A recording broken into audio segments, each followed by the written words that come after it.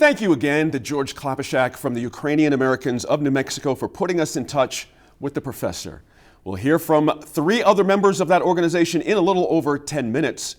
For now, we're talking hydrogen. Governor Michelle Lujan Grisham has been determined to put New Mexico on the map when it comes to hydrogen, and she did it again this week. New Mexico is now part of a 4-state coalition with Colorado, Utah, and Wyoming. That group will lobby together for part of an $8 billion kitty in federal money tabbed for hydrogen development.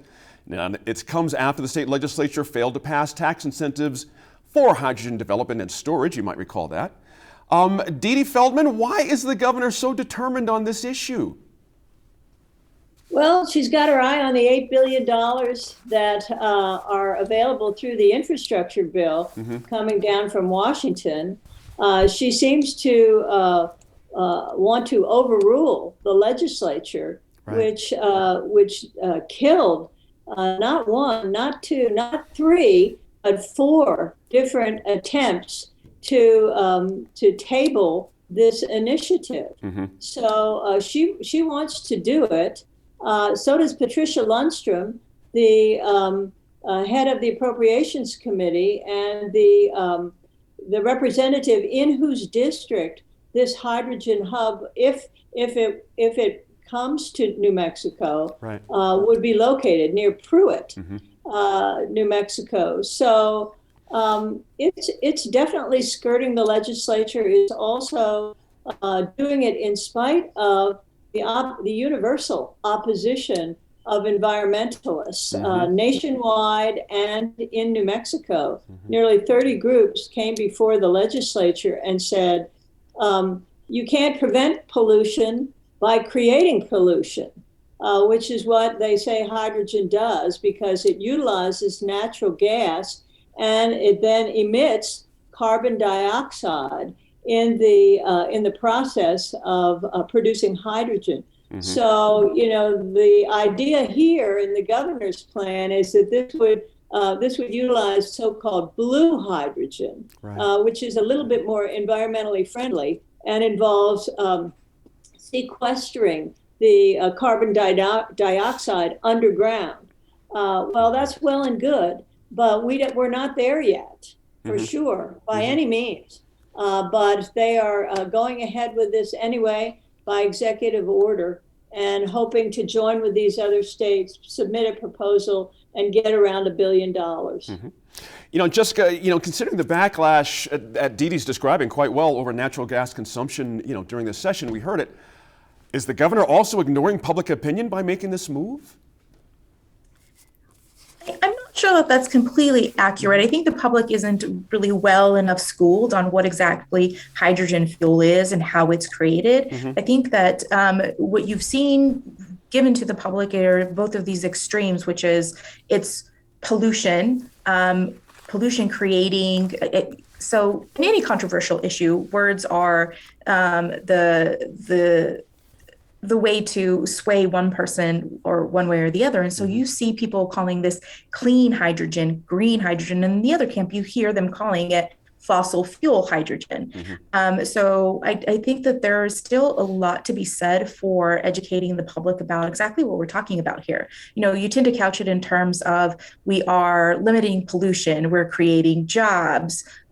This is from the governor's camp. And then from the extreme side, you see environmentalists and their advocates saying, actually, no, is exactly as Dee Dee said, you can't solve pollution by creating pollution. And then I think I've heard some arguments even saying that this is another way to subsidize fossil fuel operators in New Mexico. That's out there too. Merritt, the idea, this decision by the governor, I'm so curious your opinion. How does this impact her relationship with the Democratic leadership in the legislature? Soon to be ex-House Speaker Brian Egoff tabled, as Dee Dee mentioned, several of those bills himself. Where does that put her in relation with Democrats right now?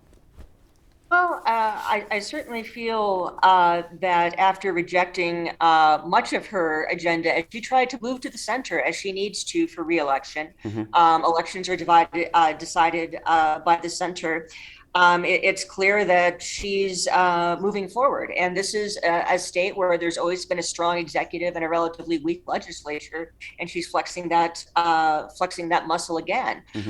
This is a decision I applaud. I think this administration has been far too dismissive of our extractive industries. Let's remember that we are an oil and gas and coal producing state that was, up until just a week or so ago, facing rolling blackouts this summer because we had no backup plan for the closure of the San Juan coal facility. As an energy state with a history in energy innovation, let's remember the Manhattan Project happened here.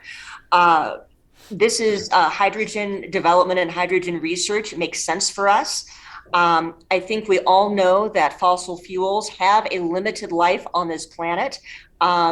Industry is moving away from it. Detroit is moving away from it, but it's not going to end tomorrow. It's not going to end next week. It's not going to end next year. So I think this is a smart move for New Mexico. And I think the political ramifications, the governor is far less interested in what the legislature thinks and far more interested in what voters think in November.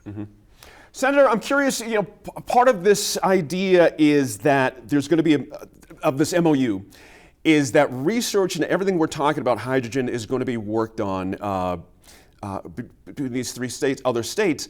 I'm curious, Los Alamos, Sandia, are they in this at all? If I was the governor and I was rolling that out, I'd have those cats in my hip pocket actually going out the door with this thing. Honestly, do they have a play here, Sandia and Los Alamos? I think that the Environment Department has already signed an MOU with Los Alamos to study hydrogen and the production of hydrogen. So there is a role for the national labs there. And I think that it will take years, though, before they can adequately study this. And meanwhile, I think the rush is on, from what I'm reading from the governor, to start this process as quickly as possible. And as much as we have the legacy of Los Alamos, the creation of the nuclear weapons, our involvement in oil and gas, we also have the legacy of abandoned mines, of uranium tailings, of all of these byproducts of both oil and gas and the nuclear weapons cycle. And it is usually felt most deeply by indigenous populations, and particularly around the Grants and Gallup area, up into Arizona and northwestern New Mexico. These are the folks that are saying, we shouldn't hang our hat on research completely, but remember, it affects real people on the ground. Good point there. Grant, Jean, can I add to that just Absolutely. really quickly? Please. So just to the point that Dee was making as far as research for this particular fuel, we spoke to the governor a couple of weeks ago, and I think what people also need to understand is that this isn't something that's new, that's out of left field. Our oil and gas industry has been using hydrogen fuel in certain operations for a while now, and in certain ways, they are actually leading the charge in research to find ways to make this fiscally possible, more environmentally friendly. So when we spoke to the governor, she was pretty adamant in saying, we already have, as New Mexico, as a leading oil and gas state, we have resources in place that can help us succeed and even surpass expectations when it comes to hydrogen. I'm glad you got that in, Jess, because I got a chance to talk with, and Merritt knows this, our Energy Secretary Granholm, when she was here in New Mexico on her tour of this part of the country talking about hydrogen.